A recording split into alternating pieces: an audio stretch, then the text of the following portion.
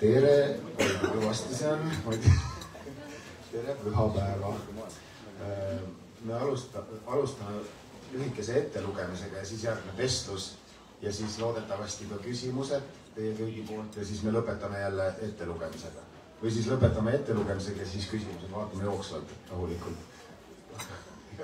Nüüd võtke siis mugavalt kohad sisse ja alustame. Tere.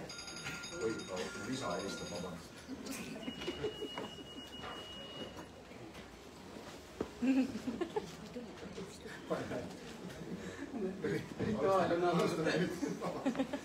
Tere.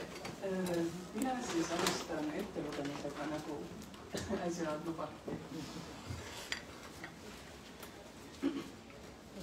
Mu hing on hirm, kes jälgib mind lagendiku servalt. Juba pea 40 aastat. Nooremana arvasin, et ta pelgab mind, mu raskeid sõnu ja pead, mis jaaleski ei puhka. Nüüd on hakanud tunduma, et ehk on ta lihtsalt liiga uhke, et end minusugusega päriselt siduda. Et end minuga koos avalikult näidata. Öil, mil ma sügavalt uinon, käib ta mind nuusutamas. Unedes on tema pilk soe. Hommikuks läheb ta alati tagasi oma turvapaika laane serva. Ja mina ebalen hingeldades edasi. Vaevlen tema sõnatu hukkamõistu käes. Kardan teha otsuseid, kardan minna ligi sellele, mis on mulle määratud. Selline olemine pole kergete killast. Seda, mida ma meie jaoks teha saan, pole kuigi palju.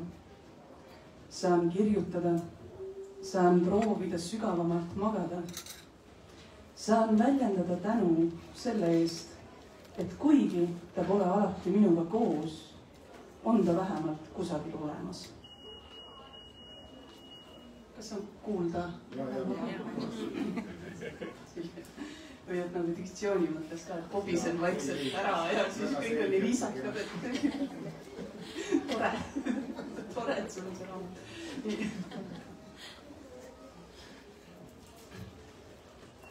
Nüüd ma vajan teda. Nüüd ma tõesti vajan teda. Ja ma tean, et ta on lähedal. See naine nagu mina. See naine, kes olengi mina, aga päriselt enam ei ole ka. Naine, kes juba elab mu nahas, aga ilmutada võib end 2 nädala, kuutõusu või aasta pärast. Ma vajan teda nüüd. Teda, kes mõistab mu ääretust ja jaburust, kes naudib valikuvabadust, kes juba teab, kuidas rajada ürdiaedu, kelles on rahu, mida ma olen terve elu endasse settima soodanud. Ma vajan seda naist, tema selget pilku ja sumedat ämbrit, mis kinnitab, et igas küsimuses on vastus juba olemas. Naist, kes ei häbene laulda ega laiselda. Naist, kes on võtnud oma keha looduskaitse alla. Naist, kelleks ma tõotasin saada, sest et sündisin. Ma vajan tema põlvi oma põlveõndlas, tema hinge õhku oma kuklas enne uinumist. Ma vajan tema julgustavat kätt oma abaluude vahele, kui ta mulle sosistab, et kuristikku ei saa ületada 2 väikse hüppega. Ma vajan tema ammendamatut huumorimeelt, tema ootamatuid avameelsusi ja kergeid kulmukergitusi, eriti hetkedel, kus mina veel ärritun. Naist, kes astub kohvikusse ikka lahtiste hõlmadega nagu mina, aga kõnnib ja kõneleb aeglasemalt, ega näe probleemi selles, kui parima istekoha saamiseks tuleb veidi oodata. Naist, kes pealt näha erineb minust vaid mõne ajaühiku ja molekuli võrra. Naist, kes tegelikult erineb minust terve laine pikkuse võrra. Ma vajan seda naist, kes on valmis riskima. Ma vajan seda naist, kes on valmis vallutama terve selle maailma kompromissitu võrlusega. Aga ma loengi selle mere nüüd kohe. See oli nii pikk, ma ei ole seda kunagi varem ette lugenud.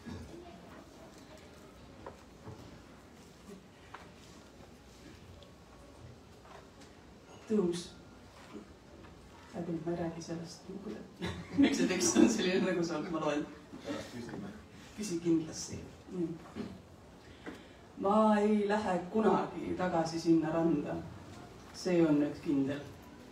Seal on liiga lamedad kivid, mina nende tühisust enam ei kata. Seal on kibe salakaval liiv. See kallas on mu ära kurnanud. Just nii, ma olen tüdinud. Ja mul on õigus muuta järsult oma meelt, jääda võlgu mitmed vastused. Ma olen ju meri. Jah, see on ikka olnud minu otsustada, kes väärib päris oma rannajoont. Ja mul pole tõesti mingit kohustust pakkuda silku igale lõivale, anda teed igale laevale. Ma küll võin seda teha, kuid mitte kogu aeg ja igal pool. Ma olen ju meri. Muutumine on mu iseloom. Ja nüüd ma tõesti tahan tõusta üle kallaste kusagil mujal. Pühkida oma teelt mõned linnad, et ka need, kes eladeski pole unistada julenud merevaatest ja rikkalikust kalasaagist, saaksid aimu, mis tunne on see, kui meri ise on sind välja valinud. Sest minu heldus, see mõistagi on ääretu. Talun ju ära terve ilma itku ja sõimu. Ka kõige sügavamad haavad ravitsen ma elusoolaga. Laulan lahkelt vastu igaühele, kes soovib saada kokku oma hingega. Minu vastu ei saa, ei tule ega mõõgaga. Koju tagasi toon need, kel eluga veel asju ajada. Ma olen meri ja mitte eales ma ei vabanda, sest olen elu esimene emand, selle maa päris omanik, mina olengi. Ma olin enne kõike ja kes ma jään ka pärast. Olen vältimatu nagu tõde, olen aja alguspunkt, olen kuu vanem õde, olen meri, meeldib tutvuda. Minu kord siis.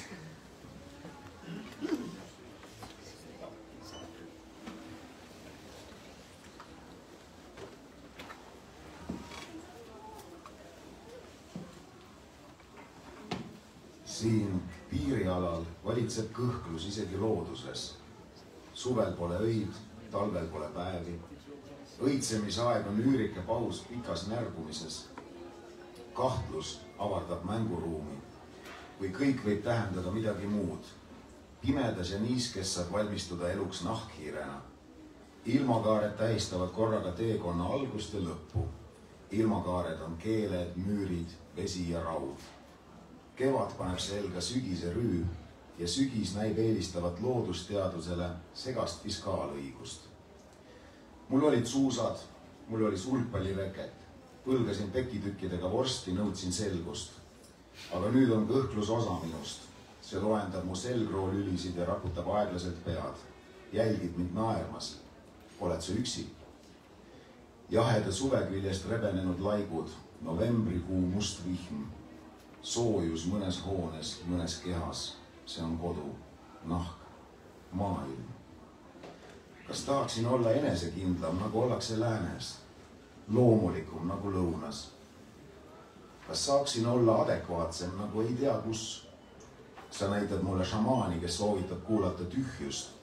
Nõnda kaob vajadus üldse midagi olla. Tühjus.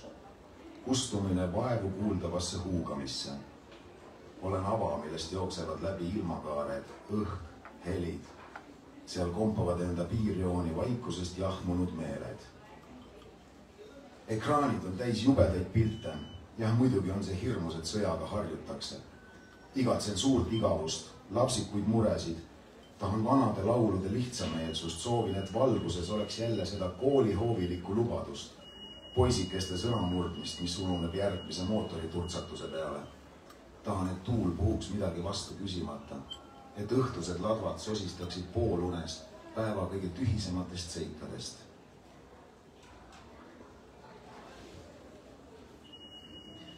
Õues tolmab märts, mis on kõigest lihavõtteni kestev pommirahes luidrappiv paast. Aga me tõuseme üles, me tõuseme, kõmistab Cäsar Frank Orel. See üüratu vilepill, mis räägib Jumalaga väärikas pudikeeles. Aga võib-olla Jumal valdabki vaid pudikeelt ja meie oleme nagu ise arenema hakanud tehisaru, millalgi juba ammu 1004 enda looja eest minema kapanud ning ei tema nupp meid küll enam noki. See ürgmõmin, mida Jumal veel mõistis, on meil keerukaks grammatikaks arendatud ja kahju küll, kui Jumal ei saa lugeda meie raamatuid ja seadusi, aga võib-olla ta naerab Tommy ja Jerry peale ja kuulab pastorite manitsusi ja tabab seal vahel enda nime vilksamas ja püüab ehk mõista, millest jutt käib. Ja viimane lõik. Sinu armastus on tihe kangas, täis õrnuse peeneid reegleid. Sinu armastus armastab vaikust ja kuulamist. Minu armastus on hubisev õhk, rinna löövi all, otsapidi kosmose tumedusse seotud. Rahutu pilv, intensiivne, hajameelne, keskendumisraskustega keset juhuse nõelapisteid.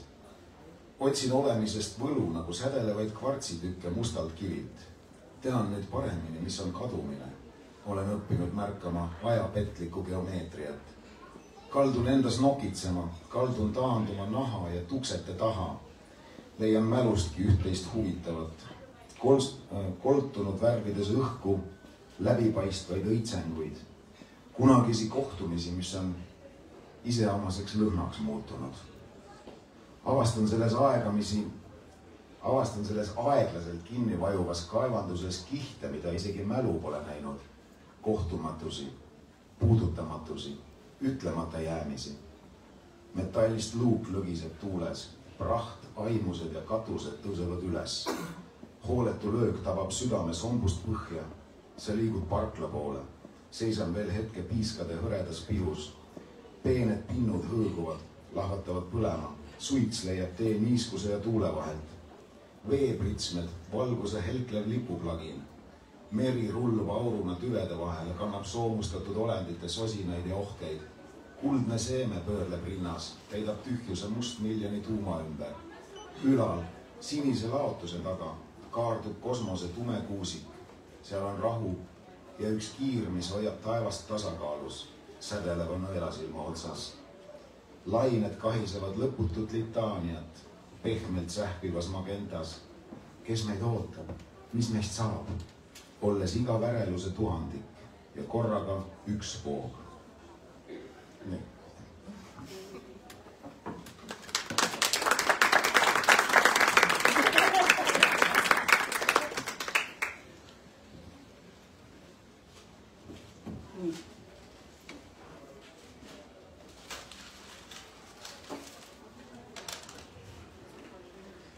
Alustame siis vestluse. Alustame vestlusega, et ma mõtlen, et Elektro on sinu teine luulekogu, eks ole.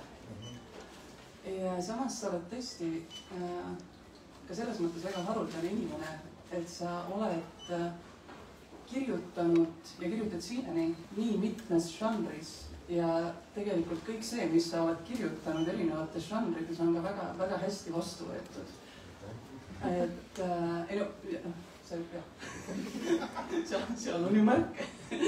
Aga selles mõttes, et kuidas see sinu enda jaoks on, et mis on sellised argipäeva žanrid ja mis on võib-olla pühapäeva žanrid ja kuhu luule selles kõiges asetub?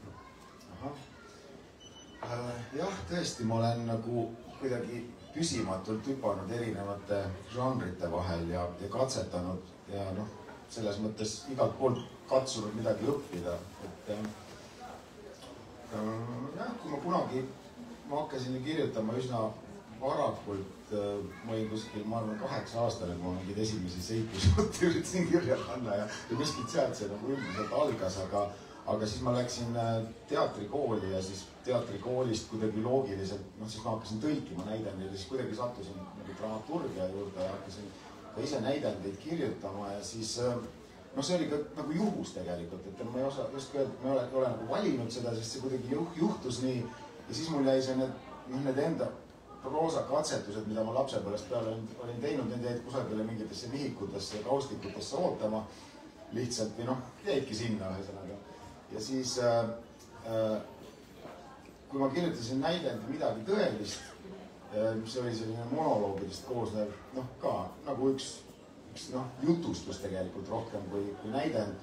Ja kui seda ei tahetud mingi 1,5 aastat umbes lavastama hakata, sest ei leitud nagu õiget kohta ja aega selleks, pärast õnneks lavastati ka, aga siis ma muutusingi kärsituks, siis ma hakkasin alles kirjutama proosat uuesti, et siis ma sain aru, kui suur vahe on sellel sõnal, mis on mõeldud ütlemiseks laval ja mis on mõeldud lugemiseks. Et tänu sellele kärsitusele siis hakkasingi oma esimest raamatut kirjutama ja siis ja jutukogude juurde jõudsin niimoodi, et siis paluti ühte lugu loomingusse, aga kuna mul oli üks pikem novell, siis see ei mahtinud sinna, siis ma ütlesin, et aga ma kirjutan siis midagi lühemat ja siis ma läksin nii hoogu, et ma kirjutasingi 10 lugu ja siis avaldasin need raamatud. Hakkas jällegi, see oli tore, see oli kõige lähem kokkupuude selle minu lapsepõlve nagu minaga, kes siis neid esimesi proosakatsetusi tegi, sest need olid ka nagu lühijutud. Ja siis ma filmipakkumised ja need tulid kõik läbi selle teatritöö ja läbi näidendite kirjutamise ja siis teles olen tõesti päris palju teinud ja ka filmide stsenaariumid kirjutanud. Need on kõik väga erinevad kirjutamisviisid tõesti. Ja mingis suures kirjutamise universumis nad kuskil ikkagi kõik nagu kohtuvad ka ja ühelt asjalt saad teisele midagi õppida ka, aga luulet ma hakkasin kirjutama tänu sellele, et mul tekkis tung mingisuguseid kujundlikumaid lauseid panna oma tegelaste suhu, mis ei sobinud teatrilavale võib-olla veel natukene, aga ka sinna mitte päriselt. Eriti ei sobinud need sarjadesse või filmidesse. Siis ma rookisin neid välja, aga ma tahtsin nad ka ära kustutada, ma tõstsin need mingisse eraldi kausta ja siis kogu aeg ma teadsin, et ma pean võitlema sellega, sest minust oleks äärmiselt ebaprofessionaalne olnud panna need laused mingi tegelase suhu. Lihtsalt niimoodi ei räägita, eks ole. Ja tänu sellele nagu valule ja hädavajalikkusele, mis sellega kaasneb, tekkis mingisugune selline kogum mingisuguseid luulelisemaid tekste, aga tõsiselt ma sattusin, et kui ma hakkasin kirjutama oma esimest luulekogu Paranemine, siis see oli jällegi, ma ei mõelnud, et ma hakkan seda kirjutama, sest tegelikult mul ema suri ootamatult ja see oli meile tohutult traagiline aeg, siis ma ei osanudki muud teha, kui ma kirjutasin sinna samasse kausta, kus mul olid need ette tekkinud sellised luulelisemad tekstid, et siis ma hakkasin sinna kuidagi kirjutama ka pooljuhuslikult lihtsalt selliseid mõtteid ja tundeid, mis see raske aeg tekitas. Ja tõepoolest algul seda ei oleks tohtinudki kellelegi näidata, aga see kestis umbes 5 aastat, kui ma neid hakkasin järjest puhastama ja siis mõtlesin, et kuidagi see tekst paranes koos selle nagu minu leinaga siis, mis mind oli saatnud sellel ajal ja kuidagi see oli puhastav ja teraapiline tegevus minu jaoks. Ja niimoodi nagu ta sündiski. Mul on õde siin, kellega koos me selle läbi tegime. Ja siis, isa helistas just, ta on Jõgeval kodus. Aga ühesõnaga, ütleme niimoodi, et siis pooljuhuslikult need asjad on tulnud minu juurde ja ma olen alati kuidagi proovinud ennast proovile panna ühes või teises žanris siis, et kuidas seda siis nüüd annaks teha nagu õigesti ja niimoodi kirjutades proovinud ise õppida ja mingi sisemine hääl on, mis justkui aitab mingist tekstist aru saada või mingi rahulolematus ühesõnaga, et kui sa saad aru, et see ei ole veel valmis ja siis on väga hea, et sa veel ei jõudnud seda saata kuskile või näidata, sest et kuu aja pärast võib-olla isegi tuleb mingi mõte, et seda võiks hoopis teistmoodi teha ja ma olen selles mõttes selline mõtiskleja või nagu ringiga käia, aga algul, ütleme, et mingites näiteks filmistsenaariumite või näidenditega ma võin selle nädala aega kirja panna ja siis ma hakkan parandama, aga need luuleraamatud, need on ikkagi tekkinud väga pikema perioodi jooksul ja selliste pikemate mõtiskluste ja rännakute tulemusena. Ja ei tea, kas ma vastasin su küsimusele? Jaa, ma arvan küll, jah. Või selles mõttes, et see juba omakorda tekitab hästi palju mõtteid. Ei, ma tahtsingi sinu käest, kas ma võin küsida? Jaa, sa... Kas me kokku, et me küsime üksteiselt umbes 5 küsimust ja siis vaatame, kuidas minema hakkab. Et jah, samamoodi ma tahaks nagu küsida sinu käest näiteks. Nagu ma tean, et sa oled tegelenud tantsuga, eks ole. Nii, et kuidas selline hüpe siis tantsu pealt poeesia peale või luule peale, kuidas see sinu jaoks kujunes? Kuidas see tekkis, et äkki sa räägid sellest? Jah, see tuli hiljuti ühes vestluses meil. Aga selles mõttes, et võib-olla sinu sellest eelmisest jutust võttes korraks sellest kinni, et just see mõnus nagu julgus, et nagu sa ütled ka, et sees on see rahutus, ma tahan sellele mõttele või ideele leida nagu sobivat žanri ja ma otsin, kuni ma leian ja siis ma nagu vormistan selle kõige paremas mõttes ära. Et see on nagu hästi, inspireeriv on selline kulunud sõna, aga ikkagi võimestav, et lihtsalt seda kuulata, sest mulle tundub, et kirjanduse sees on päris palju selliseid seinu, et kui sa, mis žanrisse esimesena avaldad, selle järgi sind kutsutakse ja siis sa pead, ühesõnaga või kuidagi see üleminek tihti võib-olla on, jah, ma ei tea, keerulisem või... Jaa, ma olen nõus selles, ma mõtlen praegu selle peale, et ma tunnen ennast kõige rohkem kodus ikkagi, kui ma lähen teatrisse kuskil astun sisse, sest sealt ma alustasin kooliteatrist juba, kui ma olin kuskil 14-15 või millal see kõik algas ja sealt läksin teatrikooli, siis teatrisse ja nii edasi. Kui ma eile käisin Ivo Uukivi juubelil Draamateatris, jälle oli selline tunne, et ma olen koju sattunud ja mul on kõik need vanad sugulased ja sõbrad seal ees ja võib ennast täiesti vabalt ja hästi tunda, aga mujal, kuigi ma olen telet teinud palju ja ka filmi, seal ei teki mul päris sellist ja kirjandusest ma olen üldsegi, ma tunnen ka vähe inimesi tegelikult ja ei ole käinud kusagil suurtel, ma ei tea, koosolekutel või koosolemistel. Ma tahtsin lihtsalt öelda, et ma oleks selle tähelepanekuga nõus, et need seinad kuidagi on ja me võib-olla ise kehtestame endale need ka. Aga jah, et kuskilt sealt nagu ürg kodust, mis on minu jaoks teater, siis seal on jah kõige turvalisem kuidagi olla. Vabandust, räägid. Jah, see, okei, siit hakkab juba see järgmine teema tulema sisse, aga sellele põgusalt või ära vastates, et see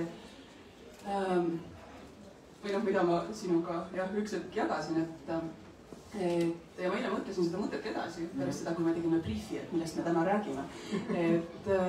Et siis minu jaoks selles mõttes ka kirjanduse sattumine oli, või ütleme, et kirjandus on miski, mis on nagu elus nii loomulikult olemas olnud. Et ma ei osanud seda nagu kuidagi millekski pidada või et sellega seoses on ka mingisugused elukutsed või ma arvan, et nooremana ma arvasin, et kirjanikud tulevad ikkagi kirjanike perekondadest. Ja Eestis on sellele ka päris palju kinnitust. Või kuidagi see tunnetus, et ma ei mõelnud selle peale ja ju siis ei olnud tarvidust. Aga selles mõttes jah, et lapsena mul ikkagi see kuidagi see sisemine põlemine oli hästi seotud nagu tantsimisega, millega ma tegelesin ka, mitte ikkagi nagu niimoodi 6 hommikul nädalasena.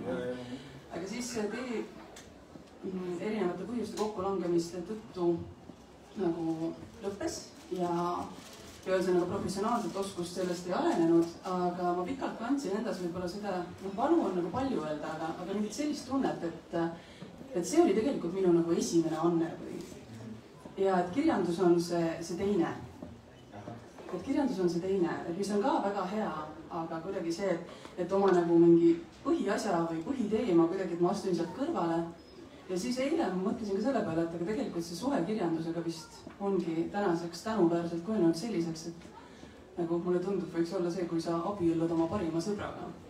Et ta on kogu aeg olemas olnud ja see on nagu nii elementaarne, aga ta on alati olemas, kui sa vajad ja ta kuidagi katab ja loob ja siis ühel hetkel mõtled, et aga miks ma olen seda pidanud nagu selleks teiseks.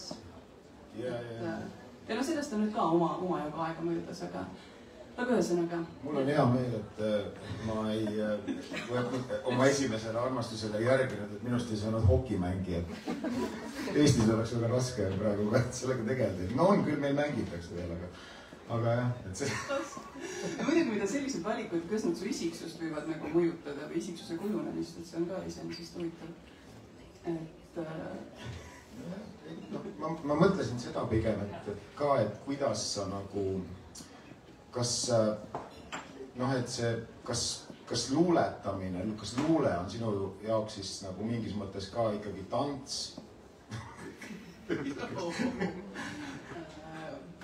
Nagu lihtsalt teises vormis, aga et mingis mõttes sa väljendad nüüd seda nagu sõnadega siis, mida sa enne kehaga tegid, midagi niimoodi küsides. Luule, ütleme, et on palju teooriat selle kohta, kuidas luule on üks kehalisemaid tekstivorme küll või selles mõttes, et kujund on see, mis peaks minema otse kehasse. Et metafoor on miski, hea metafoor on miski, mida me tajume nagu peaaegu füüsiliselt ka. No ma ei ole kirjutades selle peale nagu teadlikult mõelnud või eriti nagu tagasi vaatavad, et kas ma nüüd teen seda. Aga võib-olla esimene selline märksõna, mis kindlasti võiks neid ühendada, on pinge. Aga ma arvan, et see on iga selle loomisprotsessis ju peab olema mingisugune pinge, mida sa hakkad realiseerima. Aga see... Ma mõtlen seda ka, et kui sa tantsus oled tervenisti näha ja sa oled haavatav tegelikult mingis mõttes, siis luules võib-olla samamoodi sa oled nagu oma kuidagi hingega siis rohkem näha, kui sa, isegi kui sa kirjutad proosat või minu puhul näiteks ka mingi filmitekste või selliseid stsenaariumeid, et seal sa oled ju ka justkui haavatav, et kas see on nagu, kuidas öelda, et kas see on raske veider küsimus vist tuli, aga ma mõtlesin midagi sellist, et kuidas sa nagu, et mis see luule siis või poeesia nagu siis on, et see on midagi sellist nagu väga isiklikku samal ajal, mille sa pead nagu teiste ette siis tooma tervenisti välja, julgema sellele lihtsalt nagu laotada kõigi ette, maailma ette, samamoodi kui sa teed mingisuguse, ma ei tea, akrobaatilise tohutu hüppe ja siis sa enne mahalangemist ei teagi, kas sa kukud üldse jalgade peale või kuidagi, või kas seal on mingid, ma lihtsalt otsin, et kas seal on mingisuguseid paralleele. Ma ei tea selles mõttes, et ütleme, et see on ju ka minu lugu kirjandusega on nüüd nagu ikkagi ju tugevam või selles mõttes, et minu pühendumus on selles valdkonnas ja siin on nagu kujunenud ka minu professionaalsus, et ma enam nagu selles sfääris võib-olla tegelikult nii palju ei mõtle, et see teine, kui me sellest rääkisime, siis korraks see nagu tuli, et tõesti mingisugune selline valuast ja sellega millalgi oli.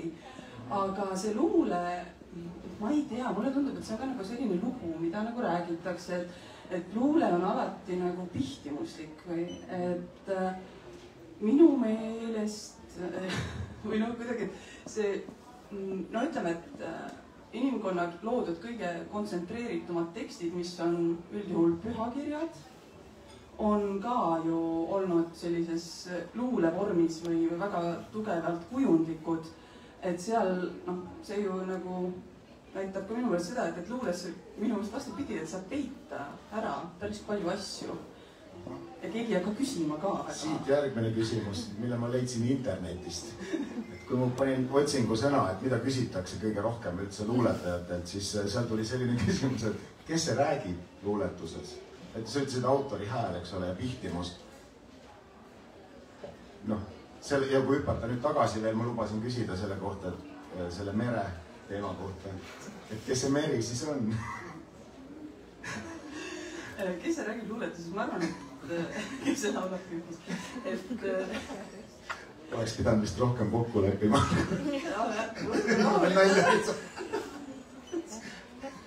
Me ei olegi nii spontaansed, kui ma arvasin. Et jällegi, mulle ikkagi tundub, et kirjutades ju tegelikult ei tea, kes räägib või mis osa või kõrvale tuues näiteks proosa, et romaani kirjutades samamoodi, et väga paljud tegelased või üldjuhul nad on ju mingisugused autori, ikkagi ma arvan, et seal on mingid arhetüübid, seal on arhetüübid segunenud reaalsete inimestega, aga seal on mingi selline sfäär või mingi asi, mida sa ajad enda jaoks, aga sa ei pea täpselt aru saama, et mis asja ma ajan. Et ma olen mõned tekstid lubanud endal paremini kirjutada niimoodi, kui ma mõtlen, et keegi tahab, et ma selle kirja paneks.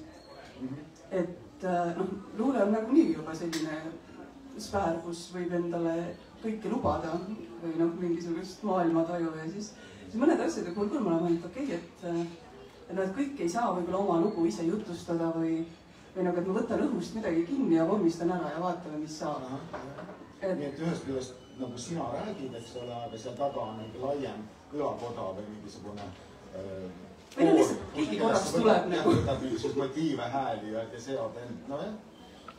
Et ma arvan, et mis kedagi veenab. Jaa, väga ma ei tunne ennast selles intervjueerija rollis eriti mugavalt öelda, sest et ei ole nagu kogemust sellega, aga väga põnev on iseenesest midagi. Mulle tundub, et mida jaburam küsimus, parem üldse kuskil jõuad oma vastusega. Let's go! Ja muidugi, te olete ka väga teretulnud midagi küsima, kui peaks tulema see impulss, et siis andke sellele järele, et siin on ikkagi piisavalt selline õdus koos kõigi oma taustahilidega. Kas te küsid nüüd sina midagi või ma jätkan? Ma küsin. Ma küsin, okei, loogiline oleks küsida seda, et kui sina luulet kirjutad, kus sul need hääled tulevad, aga kas sa tahaksid sellele vastata? Ma olen paljuski sellega nõus, mis sa rääkisid, aga see oleneb väga palju mingist ka võib-olla konkreetsest luuletusest või mõttest, mis on, et kui ma kirjutasin paranemist, siis seal ma tundsin, et ma pean olema võimalikult nagu täpselt see, kes ma olen sellel hetkel ja see oli nagu isiklik trauma, isiklik kogemus, et seal kõik muu, mis tundus natuke kusagilt mujalt tulnuna, ma pidin selle välja rookima, välja kärpima ja minema üsna nagu mööda peent nii-öelda köid kõndides täpselt sinna enda juurde. Aga kui mingisugused natuke abstraktsemad või sellised üldisemad teemad on, siis ongi, mulle tundub nagu seal jällegi on hea, kui sa oskad tabada mingisugust nagu üldisemat närvi või sellist, kuidagi, ma ei oska seda mäletada ka nii hästi, aga lihtsalt, et siis kuidagi, aga sa pead ikkagi selle täpsusega kaasa minema ja selle, et sa ei saa midagi üleliigset sinna panna, kuigi sa tahad midagi suurt öelda võib-olla või midagi, mis nagu puudutaks inimesi laiemalt, aga sa pead seda tegema hästi nagu peenelt ja selliste täpsete tööriistadega. Et mul tuli meelde William Carlos Williamsi soovitus Ginsbergile, kui ta ütles, et üks laetud rida on rohkem väärt kui terve lehekülg mingisugust kas või huvitavat teksti. Kuidas sa sellesse suhtud? Ma olen täiesti nõus, et selles mõttes, et sind kuulates ma hakkasin mõtlema, et oma parimas vormis luule vist on ikkagi selline kullassepa töö natuke või.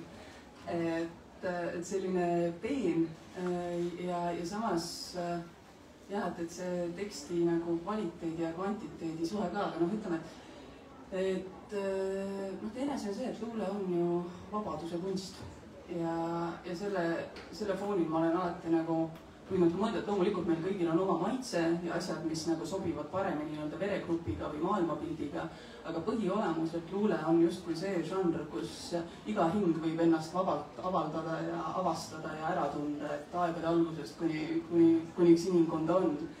Et see on nagu selline luule põhiolemus mu jaoks vist, või ma üritan seda meeles pidada, sest et võib ka vaadata teise pilguga ja siis hakata asju igasugustesse trahvudesse panema ja vaatama nagu niimoodi defineerib või nagu rohkem nagu vastandavalt. Aga küsin sellist asja ka. Et ma olen põgusalt sellest rääkinud ka, et võib-olla, et üldse, et miks me neid raamatuid koos esitleme ja mis on see asi, mis seob. Ja üks asi, millega me oleme jõudnud, on see, et meil kuidagi mõlemi nii ütleme inimestena, aga siis ka kirjutajatena, et ikkagi kuidagi toimib tugevalt selline instinkt, et mida kriitilisem või mida karmim on keskkond, seda suuremaks läheb kuidagi see impulss või motivatsioon kaevata ennast välja mingisuguse lootuseni või mingisuguse järgmise võimaluseni. Et ma nagu ei leti sellega, et maailm ongi lõppemas või midagi sellist. Ja sellega seoses mul meenub ka üks kujund sinu raamatust, mis oli midagi sellist, et seal, kus oli usk, seal on nüüd tühinik või midagi sellist. Ja mõtlesin, et küsiks kohe nagu asja südamesse, et kas sinu jaoks on seal tühinik või mis on see, mis siin, ma ei tea, kuidas sa usud, millesse sa usud, mis aitab sul hoida lootust? Ja tähendab, kui ma hakkasin seda raamatut kirjutama, siis see juhtuski täpselt siis, kui algas see suur täiemahuline sissetung Ukrainasse, kui Vene helikopterite parved ja mis iganes sõja mingid sõidukid ja masinad ja kahurid neil käepärast olid, hakkasid tungima Ukrainasse. Ja siis tekkiski selline tunne, et nagu mingi imelik vaakum oli järsku kuskil sees ja mingi selline halb, tühi, ilma usuta, lootuseta tunne oli. See tegelikult meie mingisugune ürghirm. Me oleme seda Venemaad kogu aeg siin kartnud kõrval ja mõelnud, et issand, kui hea, et nad nagu nüüd vähemalt nõrgemad, kui nad olid, et nad ei suuda meile kohe tulla kallale. Aga põhimõtteliselt see hirm ja see oht on meil, ma ei tea, lapsest peale sees olnud ja meie vanemates ja vanavanemates. Ja siis järsku sa näedki, et nad teevadki jälle midagi nii jäledat ja midagi nii kohutavat. Ja kogu see vägivald ja selline, ma ei oskagi öelda, mingi selline täiesti nagu mingist teisest ajast tulenev selline, nagu, kuidas seda öelda, selline rõve ja selline kohutav julmus, millega see kõik toimuma hakkas. Ja siis tõepoolest ma tundsin sellist, kuidagi nagu siis hingest käis läbi selline lõnks, ütleme niimoodi, et ma tundsin, et siin on mingi tühi koht sees. Ja ilmselt minu jaoks ongi kirjutamine, ka mõtlemine lihtsalt ja endast arusaamine, maailmast arusaamine ja ka teraapia, eks ole, nagu ma juba nagu ka selle paranemisega oli, et ma ilmselt läksin sarnast radapidi, et ma hakkasin ennast kuidagi lohutama või ravima mingisuguste tekstidega, millest siis lõpuks, ütleme siis ka aastate jooksul kujunes välja see kogu ja ma otsisingi, ütleme siis niimoodi, et palavikuliselt otsisin midagi õrna ja ilusat, millesse ma usun. Ja ma uskusin ka siis, kui see lõnks käis läbi. Ma uskusin, et see ei ole kadunud. Ma lihtsalt praegu hetkel korraks lasksin millestki lahti tänu sellele julmusele, mida ma nägin. Aga ma hakkasin sellest uuesti kinni haarama ja otsima seda sama inimlikkust ja õrnust ja armastust, mis maailmas ei ole, mis ei ole kadunud ka sõja ajal kuskile. Lihtsalt see jäledus korraks katab osa sellest. Ja seda ma hakkasingi otsima sealt niimoodi ja siis see kandiski kogu seda kogu. Ja teine asi, mis ma avastasin, on see, et mul on selline turvapaik või varjupaik hinges. On minu vana koduküla Siimusti kõigi oma kollaste ja roheliste ja mis iganes värvitoonides põldude ja voorte ja metsadega. Et ma hakkasin sinna tagasi kippuma, et see on ilmselt see koht, kus minu jaoks on kontsentreerunud see sama armastus ja ilu, mis maailmas on. Ja sealt ma järsku sain ühendust sellega ja ma tulen siin kogus ka selle juurde tagasi aeg-ajalt ja selline turvapaik andis mulle selle usu tagasi. See oli üks nendest asjadest, mis sisendasid mulle, et tegelikult ei ole, et me ei ole kaotanud inimkonnana, aga lihtsalt on keeruline aeg. Aga et vaatame selle keerulisuse, vaatame selle vägivalla taha ja seal on endiselt olemas ka kõik ilus ja õrn. Et midagi sellist nagu. Aga tahtsin sult ka küsida, et kas sul on selline oma turvapaik, see võib olla mingi koht, mingi inimene, mingi mõte, ükskõik mis, et selles mõttes, mis sulle sellist, kuhu sa lähed aeg-ajalt või kus sa mingisugust energiat või jõudu mõtled? Jah, neid kohti on nii väljaspool mind ennast, on füüsilisi kohti, aga ma hakkasin ka nüüd mõtlema seda sama teekonda natuke, mida sa kirjeldasid ka, et siis ma arvan ka, et instinktiivselt ma hakkasin ka kohe otsima luuletusi igapäevaselt või kuidagi selle ärevuse maandamiseks ja siis võib-olla võikski öelda, et tuli välja, et raamatud või luule on üks selline turvapaik või asi, mille järele ma kohe haaran. ja muidugi see mõte ka sellest, et noh, iseenda sees võiks olla ka turvaline või kuidagi see vastutus oma sisemaailma eest, mis ka sellistel aegadel minu meelest väga hästi tuleb ilmsiks. Et kuidas ma hoian siis alal seda valgust või noh, nagu on need Betty Alveri read või rida, et maailma saatust alati vaekausil määrab gramm. Ja kuidas ma siis seisan selle grammi eest iseenda sees ja iseenda ümber või et noh, see suhe võibki olla nagu halvimatel aegadel 49-51, ütleme protsentuaalselt, aga noh, selle grammi eest nagu tuleb seista. Ja see on nagu isiklik vastutus. Ja ma arvan, et võib-olla sealt tuleb ka selline suurem, ma ei tea, lootuse narratiiv, aga võib-olla ka see, et ma vist jah, ei luba endal mõelda või ma ei tahagi mõelda, et maailm on nagu iseenesest halb või noh, me oleme nii tohutus infotulvas ja mulle vahepeal tundub ka see, et noh, et mulle tundub tegelikult, või noh, maailma ajaloos ei ole olnud ju lihtsaid aegu. Me võib-olla selles mõttes me ei ole lihtsalt kunagi olnud võib-olla nii informeeritud sellest kõigest, mis mujal toimub, kui me oleme praegu ja see on nüüd praegu meie evolutsiooniline väljakutse, et saada nagu sellega toime.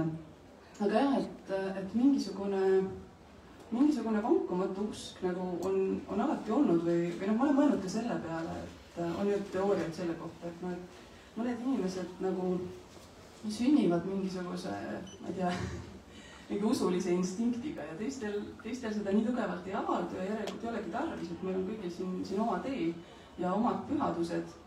Aga kuidagi, jah, ma arvan, et miski, mida võib-olla võib kokku võtta niimoodi, et maailm ei saa olla hukas, kuna me kõik oleme ikka veel olemas või noh, väga suur osa maailmast ikkagi veel toimib, et tervet maailma ei ole kunagi tarvis päästa. Et see 1 gramm, et iga päev seda päästa ja võib-olla saab mingi parema tehte sünergiliselt kokku. Tulid sellised mõtted praegu. Mis sa arvad, kas Putin või Netanyahu või kõik, noh, Trump, eks ole, kas nad on kunagi mõne luuletuse läbi lugenud?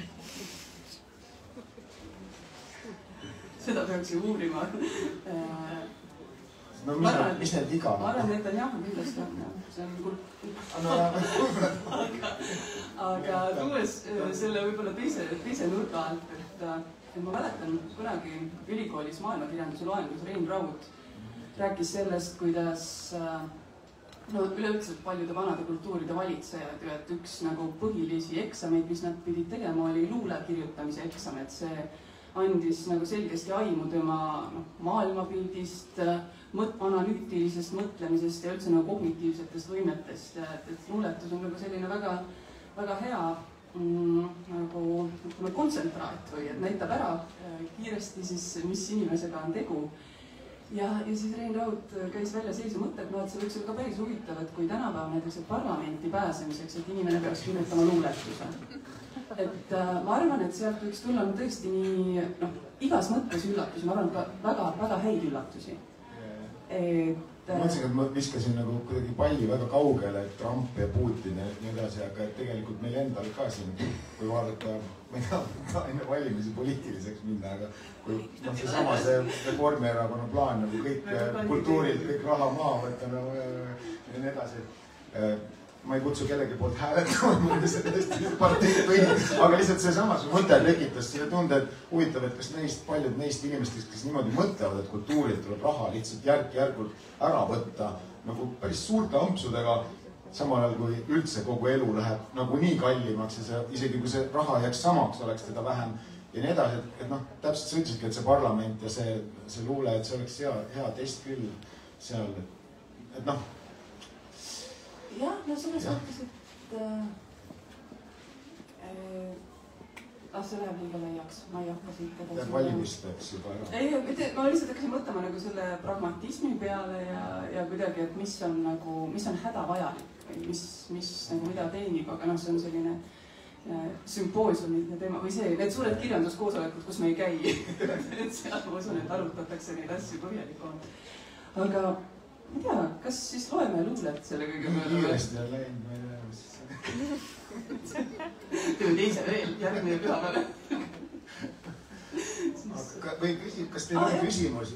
Minul üks küsimus, et hästi ilus kujund see 1 gramm, et sellest jube palju sõltub. Ma ei tea, kas see küsimus oli selline mõte tekkis lihtsalt, et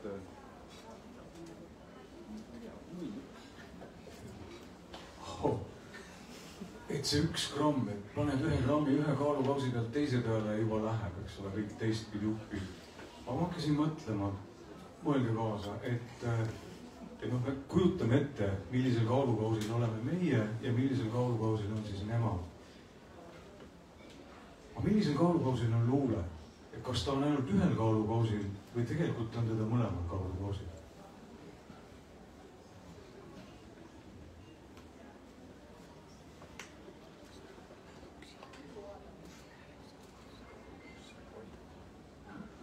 Ma jäin selle peale mõtlema, et see meie ja nemad.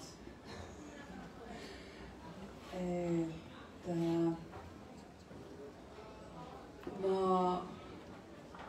kohtusin mõned nädalad tagasi Tallinnas ühe Iisraeli luuletajaga, kellega saime tuttavaks mõned aastad tagasi. Ja ma sain aru, et kui ta siia nüüd tuli, et siis oli inimesi, kes ei söandanud temaga enam võib-olla kokku saada. Ja ma tean, et siis, kui see konflikt, mis neid puudutab otseselt algas ja mida ta teeb siiani, ta hakkas panema kokku sõjaluule kogu Palestiina ja Iisraeli luuletajate tekstidest, et lihtsalt näidata seda, et see kogemus on kõik, et kuhu see asetub nagu suurema inimkogemuse kontekstis ja samas, et kuidagi maandada natukenegi oma abituse tunnet ja seda tohutut sisekonflikti, mida see vähemalt, selles inimeses on tekitanud. Ja siis kuidagi ka, ja ma tunnistan, ma ise ka mõtlesin ka praegu, kas ma toon selle näite, aga meil oli väga tore pärastlõuna ja siis kuidagi me juhtisime nagu selle mõtteni, et kuidagi, et õnneks me oleme luuletajad. Et meil on nagu see luba astuda mingitest olukordadest paar sammu eemale või kuidagi, et ikkagi nagu kõigest hoolimata püüda leida see ühisosa. Et võib-olla luule ongi see igatsetud ühisosa, mida meil on tarvis uuesti ja uuesti leida, et säiliks see grammgi, mida tuli praegu selline. Nojah, see gramm on midagi väga olemuslikku tegelikult, mis luule, eks ole, et see on ju lihtsalt ta väljendub küll mingites sõnades ja mingites tekstides, aga see gramm iseenesest, võib-olla ongi see, mis meid üldse inimesteks teeb. Ma mõtlen, mitte luulet nüüd ainult, vaid üldse ilu, maailma ilu, igasugust kunsti, igasugust headust, mis inimeses on, et võib-olla see, tõepoolest, et kahjuks on nii, et sellest ainult gramm ühele või teisele poole võib väga suuri asju otsustada. Tegelikult ma arvan, et see on nagu see olemuslikult, see kõige suurem osa üldse inimesest on see, millest see gramm väljendub. Aga kahjuks nagu teisel pool on see tume gramm nii-öelda nendest igasugustest asjameestest, kelle käes on võim ja nemad suudavad selle kaaluga siin nii parajasti tasakaalu ajada, et see tohutu suur nii-öelda asi, mida see meie inimsuse gramm esindab, on peaaegu sealt nagu alla kukkumas või alla vajumas, sest ma ei tea, võib-olla jäi segaseks, aga su küsimus oligi selline ka õhku visatud. Nüüd alles läheb see huvitavaks, sest ma mõtlen sind kuulates, et näiteks mind nagu kuidagi hästi paneb ikkagi mõtlema see meie ja nemad, et üks näide veel aastate tagant. Ameerika päritolu psühholoog Philip Zimbardo kirjutas sellise raamatu nagu Lutsiferi efekt. Ma ei tea, kas oled sellest kuulnud, see oli inspireeritud, aga otseselt seotud ka Ühendriikide tegevusega Afganistanis ja kuidas need sõjaväelased seal hakkasid käituma ja ta hakkas uurima seda, et mis seda põhjustab. Et kuidas nagu inimesed, kes on oma kodumaal nagu tunnustatud, austatud nagu tugeva eetikakoodeksiga inimesed, et nad lähevad kusagile mujale ja hakkavad täiesti loomastuma. Ja siis mul on nagu 2 mõtet sellest jäänud, mis seal oli ka kirjas. Üks oli see, et viga on mõelda, et okei, selle ma jätan kõrvale praegu, see siia ei haaku. Võtame selle teise. Et põhimõtteliselt see teine mõte oli see, et selle nii-öelda selle tumeda ja heleda või see gramm jällegi, et see piir käib meist igast ühest läbi ja see, kes väidab, et läbi tema see joon ei käi, see on juba astunud sammu sellele teisele poole. Et me kõik vastutame ja nagu Petti Valver ka edasi ütles, jah, et tõesti, et kateedrist hullupalati on vaid üks ainus samm, aga et ikkagi see oma vastutus või see, et kuidas ma enda sees selle grammi üle, eest hoolt kannan, et siis see ju nagu peegeldub ka laiemalt selles, kuidas ma elus lähen, jah. Läks natuke jälle pedagoogiliseks ära. Ei, väga. Nii. Kas on veel kellelgi küsimusi, mingisuguseid mõtteid, mida jagada tahaksid? Mul on 2 küsimust. Nii.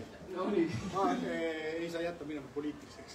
Mark, miks sul on arusaamine, et mingi püstiline erakond, on see siis Isamaa või Reformierakond või keegi võtab nagu kunstilt raha ära? Et ma vabandust, ma lihtsalt lugesin. Sa ei pea vastama. Ei, ma vastan hea meelega. Et mind on ammu ilma juba ärritanud see suhtumine, mis nagu kusagil võimukoridorides on, et kultuur on justkui Eestis teisejärguline. Et kõik muu on tähtsam ja peaasi, et kõik masinad töötaksid ja raha tuleks, et raha lendaks lausa ja kõik supleks rahas, mida ei ole, aga see mõte on nagu selles, et me ühel hetkel hakkame rahas suplema, mitte kultuuris. Et just see vahe, et nad nagu mõtlevad ainult rahast, ainult sellest, et okei, sellise jutuga saab palju hääli, kui ma ütlen, et kõik saame rikkaks, aga et me kõik saaksime kultuurseks, sellest ei räägi keegi ja siis ma näen seda programmi, kus lihtsalt vähendatakse drastiliselt veel kultuurile mõeldud raha, mida nagunii on vähe, aga selle võetakse veel vähe. Ma sellest, see tõukus sellest hiljuti ilmunud mingisugusest artiklist, ma ei tea, kas te lugesite seda? Neid on palju praegu. Ja, ühesõnaga see, ja ma ei tea, mis erakond on parem, minu arust ei olegi nagu väga häid erakondi üldse siin Eestis, kelle poolt olla, aga on häid inimesi õnneks siin ja seal. Selles mõttes, et mul ikkagi lootus on, et ühel hetkel need inimesed kuskil saavad suurema mõju kuidagi või ühinevad, et siis midagi muutub, aga senikaua, kui ma näen, et mõeldakse ainult raha peale või ainult mingisuguse kõhutäie peale, mis on ka väga oluline, ma ei ütle, et see halb on, aga kes me tegelikult siis üldse oleme siin Eestis, et miks me siin oleme koos? See küsimus lihtsalt, jah. Ma tahtsin lihtsalt natuke seletavalt öelda, et tähendab, raha ei võtta ära, ükski erakond ei pane oma taskusse. Et tähendab, raha, mis võetakse kultuurilt ära, läheb pensionäridele, õpetajatele, kellele sõjaväe, et see on nagu ümberjagamise süsteem. Ja saan aru, ja ma üldse ei vähenda seda. Ma sõidan lihtsalt sisse, et see küsimuse fookus, üks asi on see, et jah, meil läheb veel aega, ma arvan, et jõuda selleni, et saada aru, et kultuur ei ole glasuur, et see on see, mis teeb meist inimesed, aga me elame üsna võrdlemisi noores kultuuris võrreldes nagu 1000-aastaste kultuuridega, kus ei ole mingisugune küsimus ja tuleb anda aega. Ja seda kuulates natukeseks meenus ka see Viidingu rida, et igaviku ees on iga kirjanik ajakirjanik. Et saime ka selle ära proovida. Ja ma siiski nüüd kutsuks üles. Berit, mul oli teine küsimus ka. Aga meil hakkab aeg otsa saama. Rääkige pärast. Sa ei pea vastama. Lihtsalt sa ütlesid ilusa lause, et 2 lühikese hüppega ei saa üle kuristada. Just. Kas 1 pika kolmikhüppega saab? Ei saa. Et kui juba hüpata, selle kohta on Petti Alveril üks luuletus, see on ekstaas, lugege seda tervenisti. Väga tore. See räägib sellest samast. Et jah, 3 hüppega ei saa. Kui juba hüpata, siis korraga. See on jah, mina hakkan alles nagu soojaks minema, ma tunnen. Et see esimene kohmetus ja selline nagu natuke võõras roll, aga väga huvitav on sattuda sellistesse rollidesse, kus sa niisama nii tore vestelda, kui mikrofon ees ja pead küsima hakkama midagi. Et see on alati natukene selline ärevust tekitav, aga me saime vist, kas sul jäi midagi veel, mida sa tahaksid öelda oma raamatu kohta, veel mõni mõte või sõna, mida ma ei osanud sul praegu küsida, et sa tahaksid millestki veel rääkida? tea, ma arvan, et ma loen, aga kuidas me selle lõpulugemise teeme, kas teeme nii, et sa loed enne ja siis... Jaa, teeme nii, jah, vastupidi, et ma loen praegu. A, B, B, A vorm, et selle jääme vähemalt kindlaks, et kõik muu läks täiesti teistmoodi, aga jääme struktuurile kindlaks. Aga nii tore on teid kõiki näha ka siin muidugi, et te tulite. Lõpuks selle oleks tulnud kohe ütlema, vähemalt sai öeldud.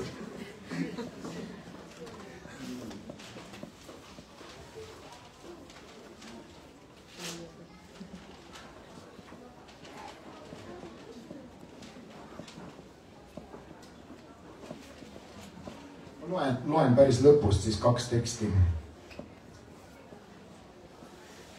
Lissabonis sajab. Metallist pessoa kõrval on tühi märg pink. Üks mees astub muuseumi uksel meie juurde. Ta võib olla ka lõunatunni viirastus, mis võttis selle malve habetunud portugaalase kuju. Tekkis vihmaaurudest ja kiljuvatest kajakavarjudest, veebruari küljest pudenevast hallitusest. Kas lähete üritusele? Ei, ootame Bolti. Kust tulete? Euroopa vastasservalt, ühe tumeda mere äärest, mis lõikab idas kõik läbi ja ka meie kallastelt leiab vahel märke võõrast elust. Ja võib-olla ei kukugi laevad sealpool üle ääre alla, võib-olla ootab ka seal kunagi ehk hiljemgi, ehk parem hiljem kui mitte ealeski avastajad rand. Bolt on Eestist. Ja tõsi, väga mugav meile. Homme lubas paremat ilma. Sa ütled, et oleks võinud küsida, kuhu ta ise läks, mis üritus oli. Kahetsen, et kiirustasin. Liigume läbi vihma korteri poole. Värsked mandariinid vedelevad luigus. Raamatupoes on portugalikeelne Moby Dick. Soe niiskus. Tuul sätendavates pragudes, Magaljaši rööbrinu kulmudes. Naatade ja praegala lõhn. Atlant kusagil räbala kioski ja silla ja maakitsuse taga. Ühe silmaga tramm langeb treppide ja akende sügavikku. Tumedad rööpad helgivad vees. Sealt kaudu saab alati tagasi. Elektrit täis laternasõõr. Hämarusse kustuvad piisad. Välisuks on ka täna lahti unustatud. Ja siis lõpetuseks minu poolt. Tuul toob akendele ämblikke. Nad tulevad kaldapeas ja kibuvitstest. Aga miks mitte hoopis kuskilt Läänemere kaugusest? Liuglevad helkleva vee kohal oma peenetel niitidel, pisikesed 8-jalgsed. Kummaline mõelda, et olen vaid hiljaaegu olnud neist pisemgi. Millimallikas ookeani tumedates käikudes. Soe tuul toob merelt ema kauge hääle, horisondi kummipaelal pöörleb roheline silm, millest kostub rahustavat kõrinat. Ootamatu augustipäev, kui rannad põlevad tuhaks ja öötaevas tilgub sulanud footoneid. Aitan tagasi välja tuppa sattunud ämblikke. Iilid muutuvad niiskemaks, ööd mustemaks, tähed jätavad tilkumise ja tõmbuvad kokku. Sügis tükib praokile jäänud päevadesse, krabiseva lehe haaval, muru karge ohke kaupa. Sinu kord.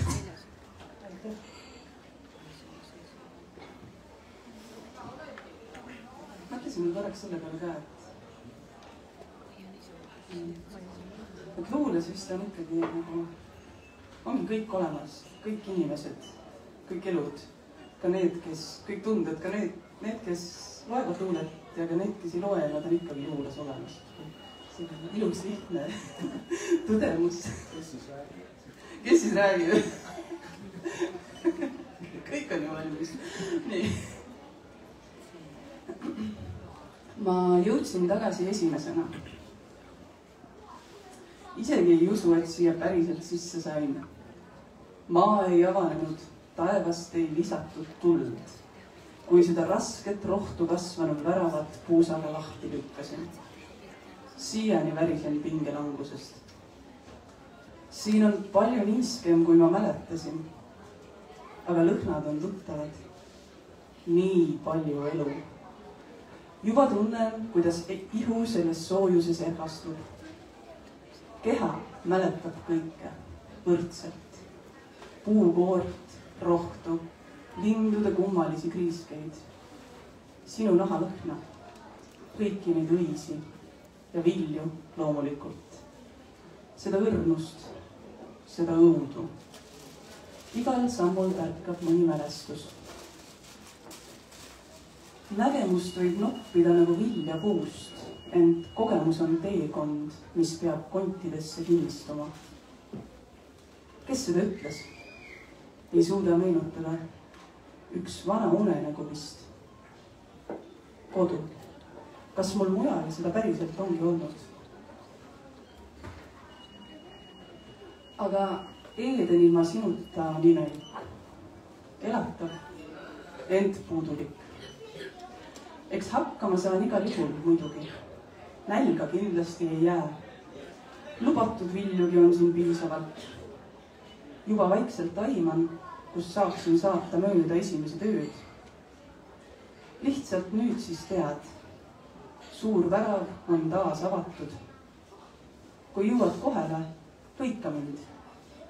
Hõika kohe paljusti. Ma jõudsin esimesena.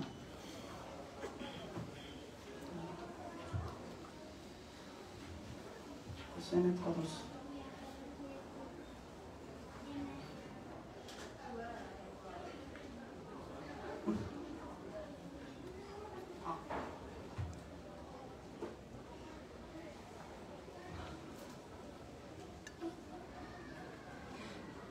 See tekst tuli ikkagi, võib-olla ei ole seda raske aimata, aga tuligi küsimusest, mis mulle esitati. Ja kuna selle erinevaid variatsioone luuletusi kirjutav inimene kuuleb elus päris palju, et siis ma mõtlesin, et ma vahelduseks kirjutan ka vastuse ära, et siis võib-olla küsitakse mõned aastad vähem. Et siis, kas sa kirjutad ikka veel luulet? Kas sa kirjutad ikka veel maailma valust? Ei, ma kirjutan ikka veel maailma loomast, tema okkalisest turjast ja pehmest kõhualusest, mille armide järgi võib aimata aegkondade vaheldumist. Ja kui ma kirjutan, avata aeglaselt ühe silma ja kui ma kirjutan, hingata natuke kergemat. Kui ma kirjutan, mõistata, et olen tema poolt. Sest mina ja maailma loom, me oleme tegelikult päris sarnased. Me mõlemad saame jõudu juurde, kui meid ennatlikult maha kandma hakatakse. Me mõlemad naudime suuri vaatemänge ja naeruväärselt keerulisi mõistatusi. Meist kumbki ei pelga verelõhna. Ja mitte kumbki meist ei arva, et teine peaks olema midagi muud, kui ta parasjagu on.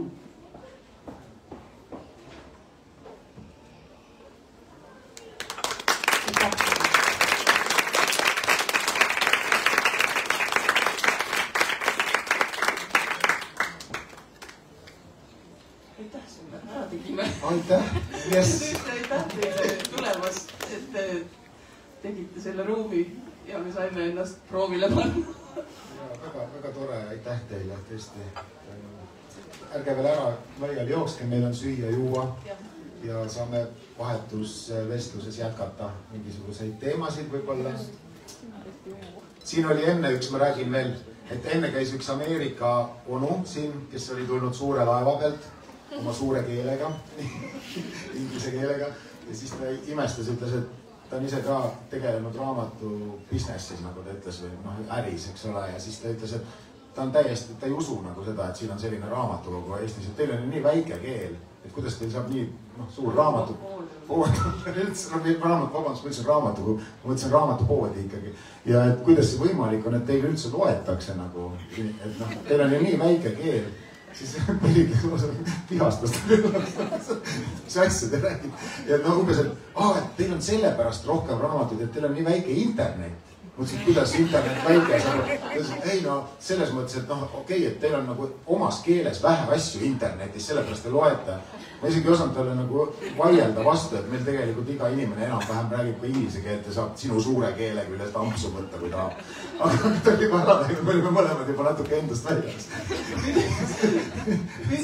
Mind ärritas see, algas kuuled hakkad seda nagu sellist viisakat juttu ikkagi rääkima, et inimene on külaline ja nii. Ja kiidab ka veel nagu, et nii tore.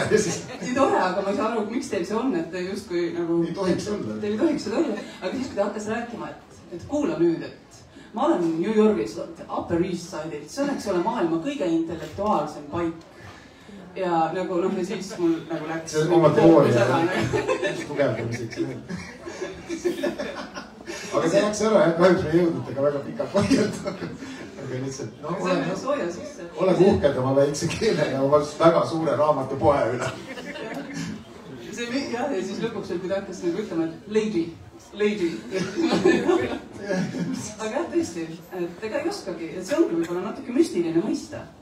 Et jah, sest tegelikult ega me ei tea seda vastust. Aga me tahtsime lihtsalt õigesti vastata. Aitäh teile, kohtume suupiste laua juures.